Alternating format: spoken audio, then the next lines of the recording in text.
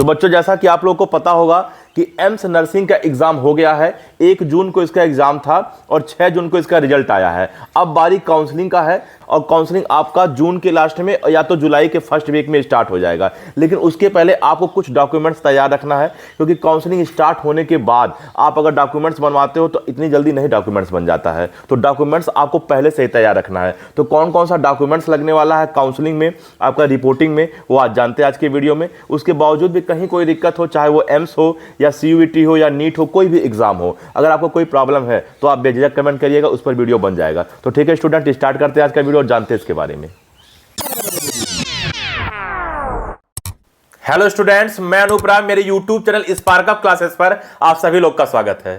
तो जैसा कि आप लोग स्टार्टिंग में सुने होंगे कि एम्स नर्सिंग के काउंसलिंग में कौन कौन सी डॉक्यूमेंट्स रिक्वायर्ड है उसके बारे में बात होगा। तो स्टूडेंट, मैं आपको बता दूं कि जो कि स्टार्टिंग में ही बताया कि आपका काउंसलिंग जो है जून के लास्ट में या जुलाई के आपका फर्स्ट वीक में स्टार्ट हो जाएगा।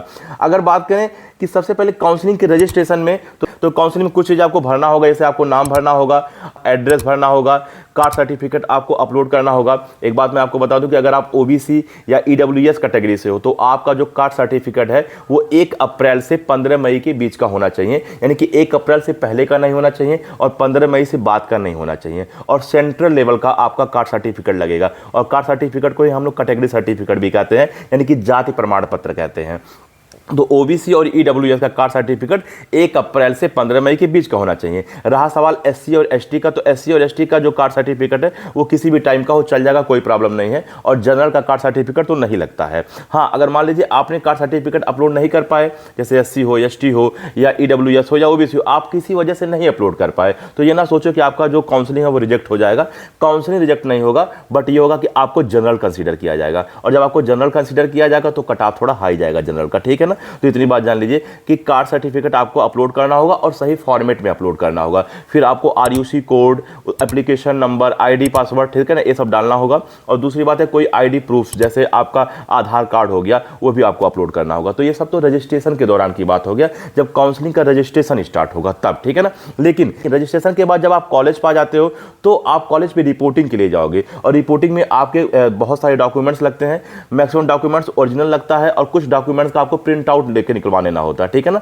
और साथ ही साथ हर एक डॉक्यूमेंट्स का आपके पास 2 फोटोकॉपी होना चाहिए, और सारे फोटोकॉपी सेल्फ अटेस्टेड होना चाहिए, यानी कि उन फोटोकॉपी पे आपका सिग्नेचर होना चाहिए। अब वो कौन कौन से डॉक्यूमेंट्स है इसके बारे में चर्चा करेंगे। सबसे पहली बात करें तो एप्लीकेशन फॉर्म, तो जो एप्लीकेशन फॉर्म है उसका आपको प्रिंट आउट निकलवा लेना है, ठीक है ना। अच्छा, दूसरा आपका पेमेंट रिसीट, ठीक है ना, पेमेंट रिसीट का भी आपको प्रिंट आउट निकलवा लेना है।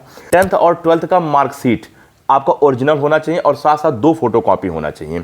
इसके बाद बात करें तो ID प्रूफ होना चाहिए, कोई ID प्रूफ, जैसे आधार कार्ड हो गया, पैन कार्ड हो गया, ड्राइविंग लाइसेंस हो गया, पासपोर्ट हो गया या वोटर ID हो गया, तो आपके पास ID प्रूफ होना चाहिए, ठीक है ना। अच्छा, अगर नेक्स्ट बात करें तो आपके पास पासपोर्ट साइज का फोटो होना चाहिए, कम से कम आपके पास 6 फोटो होना चाहिए। डोमिसाइल सर्टिफिकेट मांगता नहीं है, बट आप बनवा के रख लीजिएगा अगर नहीं है तो, क्योंकि हो सकता है नया प्रॉस्पेक्टस है और उसमें दे दे कि आपको डोमिसाइल सर्टिफिकेट भी लगाना है। कास्ट सर्टिफिकेट आपका लगेगा, और कास्ट सर्टिफिकेट मैंने पहले ही समझा दिया कि OBC और EWS का 1 अप्रैल से 15 मई के बीच का होना चाहिए। SC ST का किसी भी टाइम का हो, और जनरल का तो नहीं लगता है।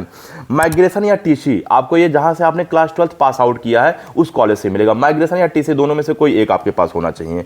आपके पास गैप सर्टिफिकेट होना चाहिए। गैप सर्टिफिकेट उनका लगेगा जो क्लास 12th के बाद गैप लिए हैं, जैसे मान लीजिए क्लास 12th आपने 2024 में किया है और आप 2025 में एग्जाम दे रहे हो, तो आपका 1 साल का गैप हो गया, तो आपका 1 साल का गैप सर्टिफिकेट बनवाना होगा, जो कि तहसील में बनेगा। सारी प्रोसेस मैंने इस वीडियो में बताया है, आप देख लेना, ठीक है ना।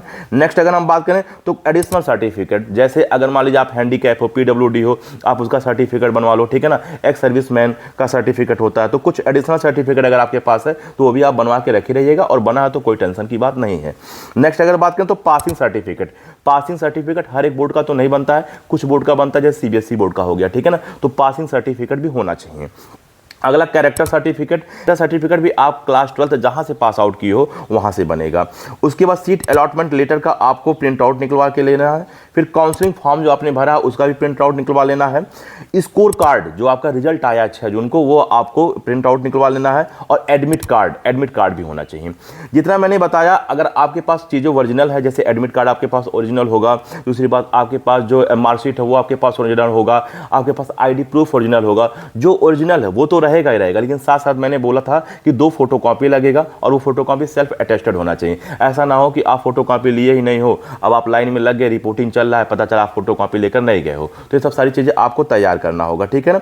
हाँ, उसमें मैंने जो डोमिसाइल बताया था, डोमिसाइल कोई ज़रूरी नहीं है लगे, 99% मान के चलिए डोमिसाइल नहीं लगेगा, बट बनवा के रखे रहिएगा, क्योंकि नया रूल क्या है, नया नियम क्या है, आते ही आप तुरंत नहीं बनवा पाओगे। तो आप अपने तरफ से तैयार रखिए, क्योंकि आपके फ्यूचर की बात है। और उसके बाद भी कहीं, चाहे वो एम्स हो, चाहे CUET हो, चाहे वो नीट हो, अगर आपको प्रॉब्लम होता है तो आप बेझिझक कमेंट करिए। मैं और सुमन मैम हमेशा आपके साथ है। तो ठीक है स्टूडेंट, इस वीडियो में इतना ही, मिलते हैं अगली वीडियो में, तब तक के लिए जय हिंद।